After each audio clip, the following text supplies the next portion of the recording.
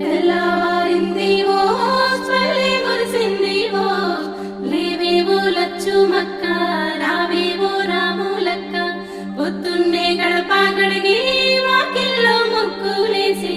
ఆడపడుచులతో అడవి పువ్వులు తెద్దాం తంగేడు తామరలతో గురువు వందే పువ్వులు గౌరమ్మను అలంకరించి బతుకమ్మలు ఆడేద్దాం